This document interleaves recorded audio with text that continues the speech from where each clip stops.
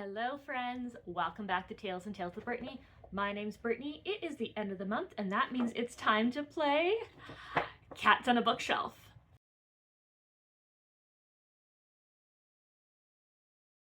Cats on a Bookshelf is my TBR game where I roll a dice to build my TBR, but the cats are always up to mischief and causing chaos. Where I roll a dice and make my way through the game board. I will either read a mood read for an easy prompt, read for a medium prompt, read for a hard prompt, or if we fall on any of these squares that have these little cats, that's the cats getting up to some kitten mischief, causing some trouble with our TBR, whether forcing us to move our way back further through the game board, or sometimes if we're lucky, we get to skip on forward.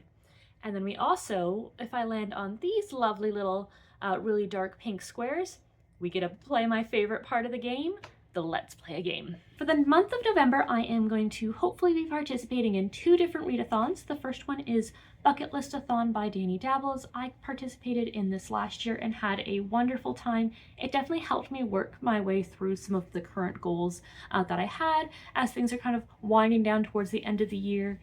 I will say, as I'm kind of reflecting on all of the kind of goals that I made for myself this year, I'm probably not going to be finishing them. I'm not going to be finishing my 25 and 2025 bingo. I've barely made any progress in my R Fantasy bingo, and I don't think I'm going to be able to finish all of my These Books Will Self-Destruct books before the end of the year. And who knows? I have been considering making a 10 before the end list, but that might just be asking for trouble. The second readathon that I'm hoping to participate in is the Dungeon and Book Dragon readathons. This is a brand new competitive team-based readathon that involves rolling the dice and different situations. I am going to be joining Team Rogues, and I'm going to be having a complete blast with all of my book friends. This is my TBR jar. He's shaped like a lovely little fox. I do need to keep my eye out for a cat-shaped jar to stay on theme, but this little guy is here because, let's just say, I didn't finish my October TBR. In fact, I failed it so much that I only read 1 book, and that barely even counts because it was for a mood read. So let's see what book or series I have to continue. Hoping for a sequel that is on my list. I have a few sequels that I'm trying to make my way through. Let's see. Mystic Bayou. Ooh. Mystic Bayou is kind of a small town where a bunch of paranormal shifters and various magical folk have moved to live to be away from the stares of the main society. Overall, it's a fun, quick, spicy time, and definitely doesn't take itself too seriously. Haven't read a book in this series since probably early 2024, so definitely am excited to continue. Now that I have my TBR jar pick, it's time for our cute and adorable Mr. Bean to make his way around the game board. We are going to be using this adorable Mr. Bean token as always, and we will start by putting him on the same square that we ended our October rolls with. And then today we're also going to be using a D8. Hopefully this will help me move through the board game a little bit faster, keep me a little bit more on my toes, and I have somehow misplaced my D6s, so this is the closest number that I have. So Cats on a Bookshelf roll number 1. We have a 4. 1, 2, 3. 1, 2, 3, 4. Goodness, we have a hard prompt of A Marriage of Convenience. I have the perfect book and sequel in mind for this one, which is fantastic. Our very first card of the month is Marriage of Convenience, and this is fantastic because it's finally time for me to finish the Order and Chaos duology, or I do believe it's called Vows of Vengeance now. This is City of Mirth and Malice by Alexis Menard. House of Bane and Blood was probably on track to be my favorite book of 2025. It's phenomenal. It is a steampunk romantasy, very much Peaky Blinders meets romance, I guess. Very much a Peaky Blinders meets romantasy. Our lovely male main character, Nico. He is fantastic. Huge touch her and die vibes, huge my wife vibes. And he has a lovely little metallic hand that he uses with magic. And our lovely main character, Camilla, she is a train heiress and she is learning that she might have been misled with things throughout her life. This edition is stunning and I cannot wait to continue on in this series and find out what's happening with my poor Mila and my lovely Nico. But we also are starting our game with a Kitten Mischief. Let's see. Lucky day! Roll a die and go forward that many spaces. Woot! We get to go forward for free.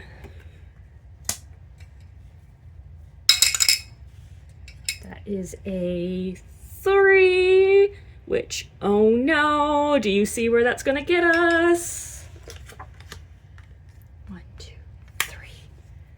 We have a let's play a game and some Kitten Mischief. So let's see what our game is going to be. Ooh, a random color generator. Alrighty, it looks like I'm already going to be playing a little game to help determine my TBR, and that is a random color generator. So I have a random color generator up and ready to go on my cell phone here. So let's generate a random color in 3, 2, 1, go. Jet black. Ooh, that almost feels like it's cheating. Let's see if there's anything I have on my TBR that might fit this. So I did some scrolling through some of my various TBRs and I finally found a book that I would say mainly jet black, and I am going to be reading The Night Circus by Erin Morgenstein. This is a standalone novel, which is fantastic, that apparently it gives Caraval-esque vibes, but is apparently even better than Caraval, which is perfect because that book series is kind of meh for me. This book is on my 35 before 35 list, and luckily it is a standalone, so it's not going to be adding anything to my currently reading series. I think going into November, it probably sounds like the perfect time to read this kind of vibey kind of book. I might have to see what I can do to split it out from reading at the same time of another kind of dark and gothic book that might or may not be on this list, but we shall see. And let's see our Kitten Mischief. It's Friday the 13th and a black cat crosses your path. Roll a die and go back that many spaces. The chances of us getting 2 Kitten Mischief back to back and having that be essentially the opposite of each other, that is wild. If I happen to roll a 3, will we be in this loop forever?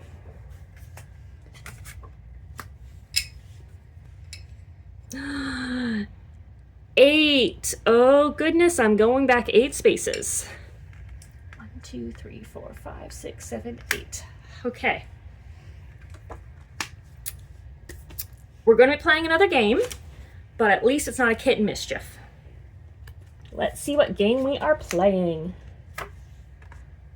First line challenge. Ooh, this is one of my least favorite games, but I seem to get it almost every month, so we shall see. This should be a little bit easier than when I've played it in the past because I have absolutely 0 stipulations, so I'll pull up a few different books that I'm really interested in reading, and we shall see what I'll be reading.